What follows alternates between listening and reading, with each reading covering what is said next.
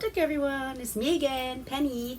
My Inupiaq name is Noyak, and it means seagull, if anyone's interested. I'm named after my uncle Oliver, and Inupiaq names don't have genders, so it's really cool. I think it's very progressive. Anyway, I am here tonight to talk about something that I've been kind of raised with knowing as a little kid, and it might be also like one of the things, old wives' tales.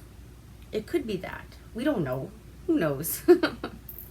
But before invention of books and stuff, like the Inuit, our only way of passing down information was storytelling.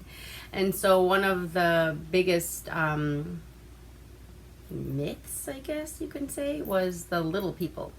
So where I'm from, near Kotzebue, we call them Inyokuns. Where I live now in Nome, they're called Ijagaks. I'm sure they're called different things everywhere else, but those are the two things that I know. And they're like these little people who still dress in native Inuit, Yupik, whatever garb, and they still hunt the traditional ways, like with bow and arrow or spears, and they still speak the native language, and they're kind of like magical because they can lift extreme amounts, they can disappear, and also they can do some shit with time, which you will find out in my stories tonight. So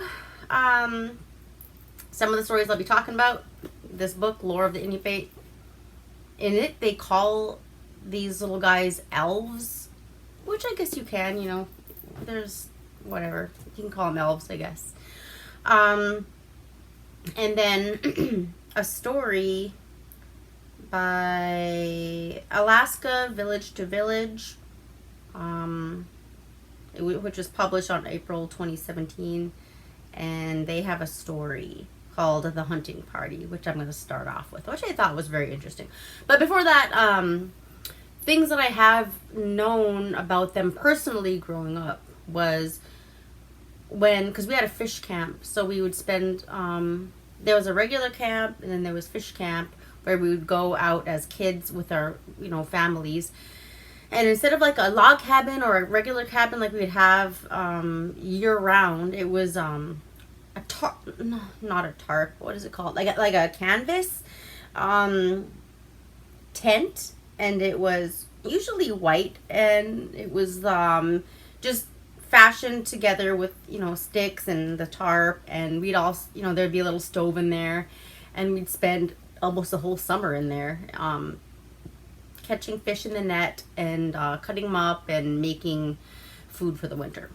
That camp setting, my Anna, my grandma, would talk about the little people and say, oh, you have to leave, because you have to leave like coffee and sugar and stuff outside for them, otherwise they'll come and like terrorize your tent at night. They might throw sticks and whatever at your tent, and so the only way to appease them is to do that, leave snacks and coffee and sugar for them.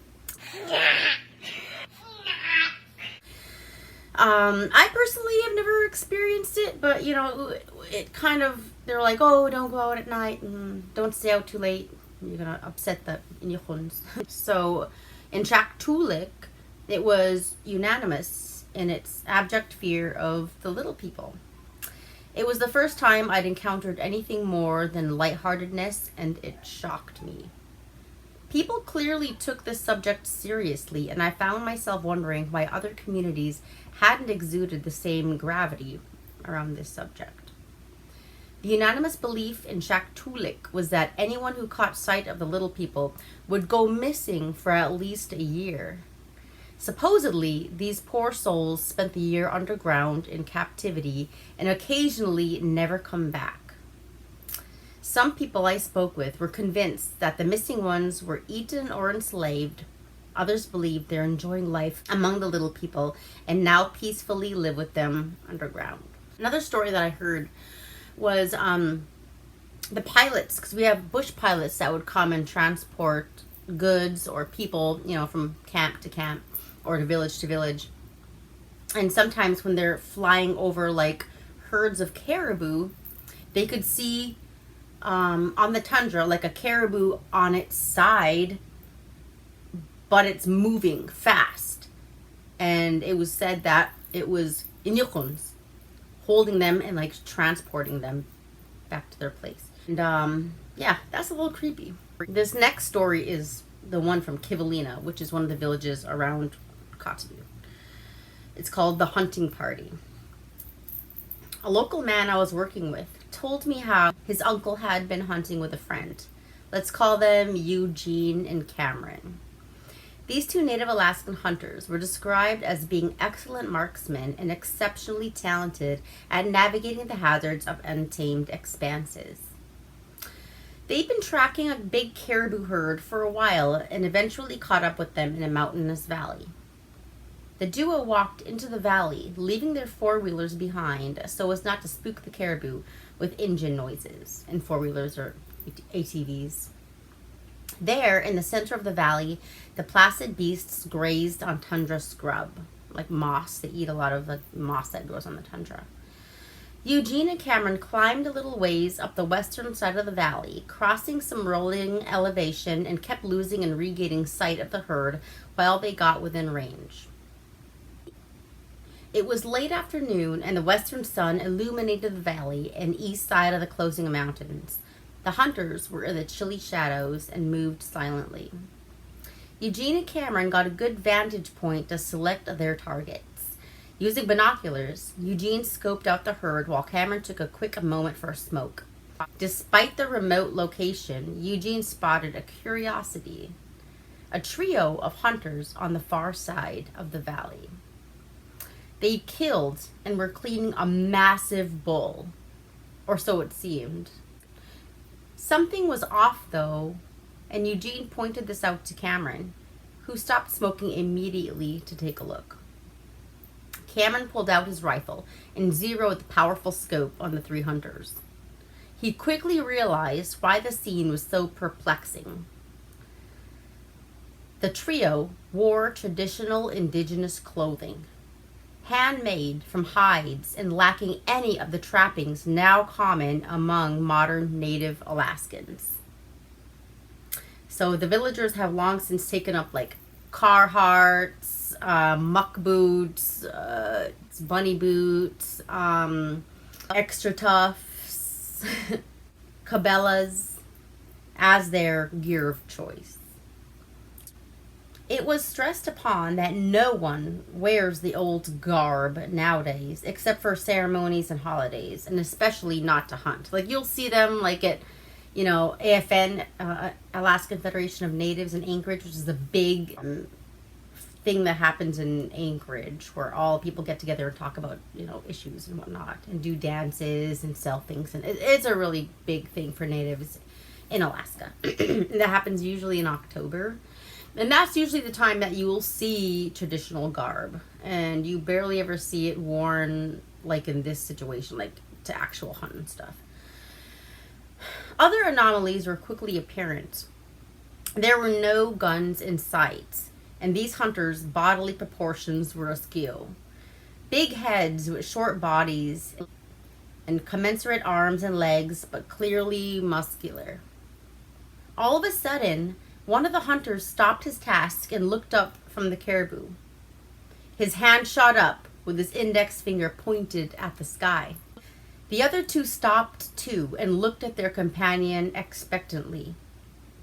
In an instant, the arm dropped parallel to the ground with the finger pointed directly at Eugene and Cameron. All three hunters turned their heads at the same time to look at the men. Startled, a word in back, you say tupak. Tupak is like, startled, both flinched, looked at each other, and then back toward the trio. But there was naught to be seen. No hunters, no butchered caribou, nothing. After bagging their own kills, the two friends went to investigate the site where they saw the trio and their bull. Small splotches of blood littered the area. Tiny footprints, like those of children, were scattered around a circle, but there were no traces of tracks leading to or from the spot. The next story is called A Mysterious Rescue. The second tale from Kivalina is more heartwarming, but just as puzzling. A young man in his early 20s told me how his older brother Clyde went to visit a neighboring village one dark winter's day on his snow machine, or snowmobile to some. We say snowmobile, snow machine, snow go. But something I grew up riding throughout my childhood. On his way back, his sled broke down and wouldn't start. Then the snow began to fall. Without cell service and outside of radio range, the fellow decided to hike back. But he didn't anticipate the snow falling harder and harder.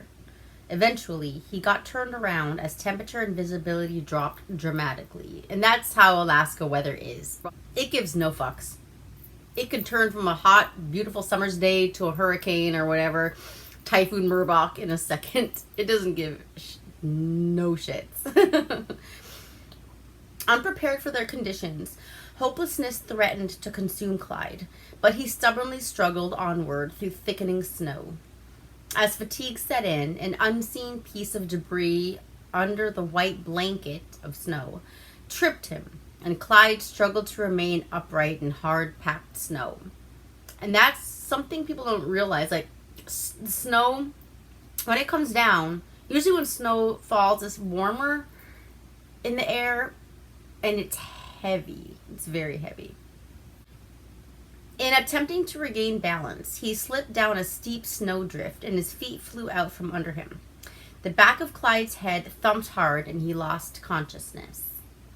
Clyde awoke a little later as he felt hands rolling him through the snow, but he then blacked out again. A little bit, so. Where I'm from, when you black out, usually from drinking, I know it's a horrible thing to say, but like the word we use when you black out from drinking is all of it. But in this case, it's not that, but just thought you'd know. Stop it. Get some help. Eventually, Clyde came to once more as he felt a jostling, and then someone picked him up from what seemed like a bed of furs. Cold and groggy, Clyde tried and failed to see who was manhandling him. His frigid form was gently laying down in the snow, and Clyde looked up. He immediately recognized a structure right in front of him, his own house. Clyde tried to turn around quickly to see who'd rescued him, but his movements were understandably sluggish. No one was there. He thought he dimly heard distant hooves hammering the ground, but the snow still fell hard, and the thick whiteout blotted hearing and vision. He stumbled into his house and was diagnosed the next morning with frostbite and a concussion from the painful swollen bump in the back of his skull. Clyde's snow machine was found the following spring, a full 20 miles from his village. To this day, Clyde and his family have no idea who rescued him and how they managed to do it during a blizzard. The next story is called Clean Up on Aisle 5. V used to work for the Alaska Commercial Company, which is AC. So we have an AC store. It's like a grocery store. They sell, groceries. They also sell clothing and outdoor clothing. And, they have one in Nome too. V and random colleagues, so V, the person, and random colleagues would occasionally be selected to visit villages and take inventory or restock entire stores. As anyone that's worked in retail can tell you, these are daunting undertakings. I've never worked in retail. I mean, I can imagine it sucks. I mean, not sucks, but it's probably very hard sometimes. In V's experience, such trips could take an entire week or more depending on the size of the store. And sometimes, like in the village, you will run out of shit. There will be times at the stores you'll come in and there's no meat, No produce, and if there is produce, it's like rotten and old.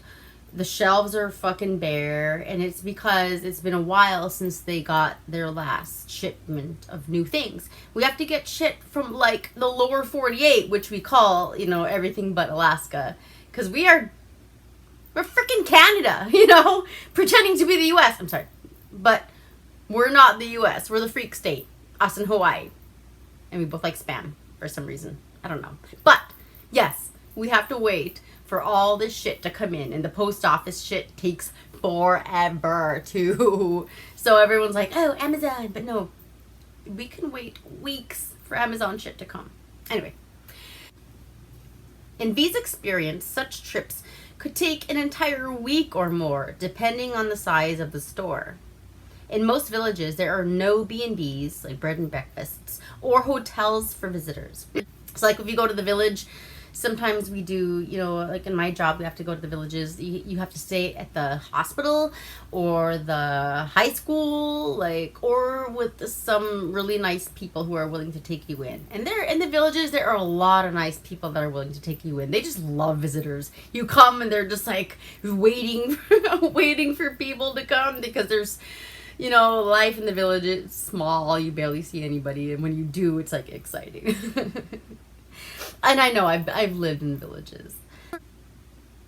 So the individuals or teams tasked with rearranging the shelves and displays brought sleeping bags and pads to crash in the stores, which makes sense. Employees would sometimes come back from these jaunts with eerie tales.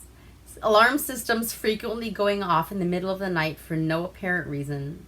Furniture or entire pallets worth of goods moved to different sides of the store in silence. Objects thrown from the ceiling. Strange stuff.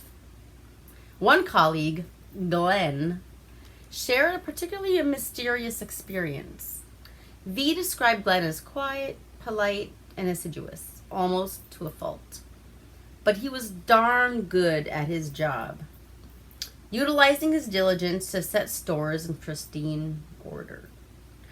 On a trip to a smaller AC location, he brought his sleeping bag, and rather than sacrifice precious time by keeping in a back room, simply made camp for the night in the middle of the aisle that he was working on.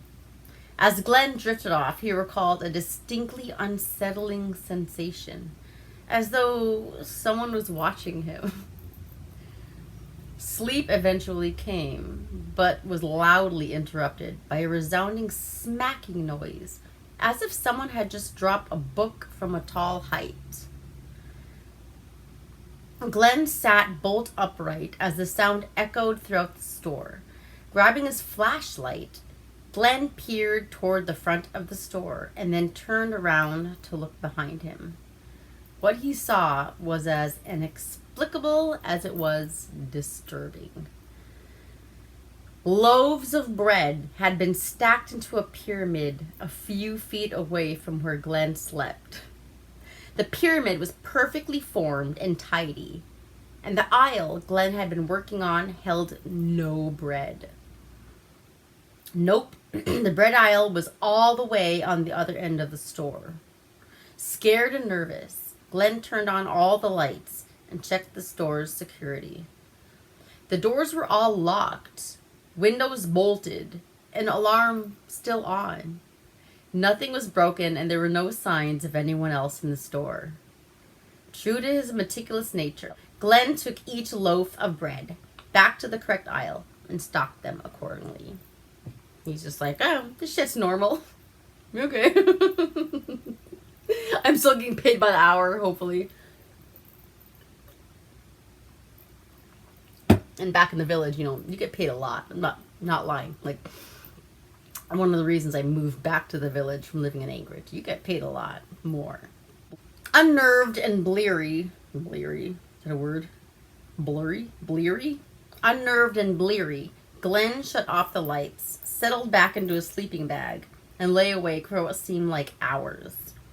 He didn't remember drifting back into unconsciousness, but he was quickly awoken yet again by another banging noise. This time, as Glenn nervously reached for his flashlight, he heard something metallic on the floor.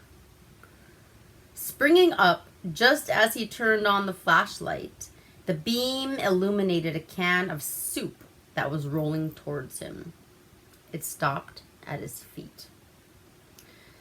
Glenn raised his gaze and flashlight.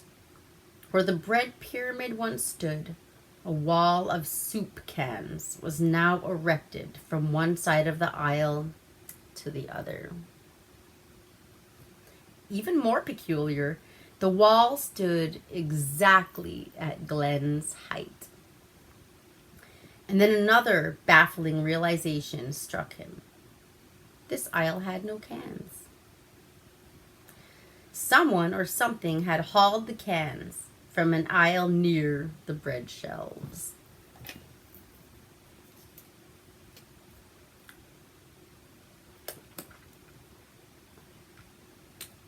Fuck! Story's getting good! Yet again, the offending items were restocked in obdurate fashion. Obdurate. Cool word. I will be Googling it later. But this time, Glenn didn't fall back asleep. Wired from adrenaline, he first checked all the security measures once more. Everything was the same, secured and locked. Glenn was spooked and decided to work through the rest of the night until the local village staff showed up in the morning, at which point he promptly passed out in a back room. After that, Glenn refused to do another village visit alone. Oh, hell no!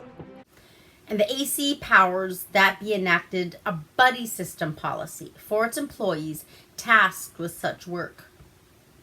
AC management also made a point of telling Glenn not to spread the story. Especially how the villagers told Glenn that it was definitely the little people. Indians? Ijagox? Prone to mischief and happy to show off their magic. V believed it was the little people, as there had been plenty of similar experiences shared from colleagues throughout rural Alaska. After V told me the tale, I couldn't help but wonder if Glenn believed it was the little people too. Well, I'll read you a few stories from the lore of the Inupiat. This one is called The Two Little Men, and it's by Kenneth Mills. A man saw some caribou on the tundra and decided to stalk them. Crawling flat on the tundra, he slowly crept toward the herd.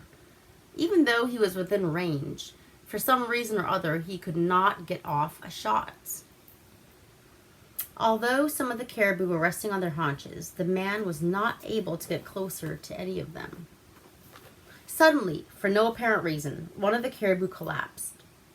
Yet there was no sign of anyone around. This made the rest of the herd jump and start to leave. Tupuk. As they were moving out, more of them began to topple over. Even though it seemed that no one was causing this to happen. The animals that he had been crawling toward were 6 bull caribou, which had been dropped in their tracks. He continued to lay prone in the same spots. Even if he got up, what could he do? As he lay there motionless, the man suddenly noticed the caribou rise off the ground and somehow float to one spot. As it turned out, there were 2 little men beneath each caribou, raising it. They held the dead animals over their heads and carried them along. The man stayed hidden and watched the 2 little men butcher the caribou by themselves. All this time, he did not show himself. If he had, he might not have been able to escape. These 2 little men were elves. The next story is called The Elves and Their Bows, and is by Kenneth Mills. This happened on Mayumurut River. A man left one of the settlements in that area. Probably Noatak. So Noatak is one of the villages around Kotzebue. So Kotzebue is a hub, and all the villages like Kivalina, the one I just talked about, and Noatak are one of the villages surrounding Kotzebue. He traveled up the Noatak River and crossed over the Mayumarut River. While the man was walking, he heard someone talking. Y'all hear something? No. Hell no. I'm Helen Keller in this bitch. He turned this way and that to see if he could find anyone. There was no one around. Finally, when he looked further ahead, he saw 2 elves. The man moved closer and closer to the little men. He discovered that little elves spoke his language, so he began to talk to them. The elves inquired about the other man whom they had met some time earlier. The man told them that the man had passed away some time ago. The elves then told the man their names. One was Kakauchuk and the other was Tigluviak. Kakauchuk and Tuvliak had a bow and arrows. When the man picked up one of the bows and tried to draw it, he could not do it. These little shits were strong. The man did not have enough strength to draw the bowstring. The bows were very stout indeed. Their arrows, too, were fashioned differently. They were thicker in the center than the arrows the man used. When the elves shot their bows, the arrows flew so fast that the man couldn't even see them. Then the 2 elves suggested, why don't we try your arrows on our bows?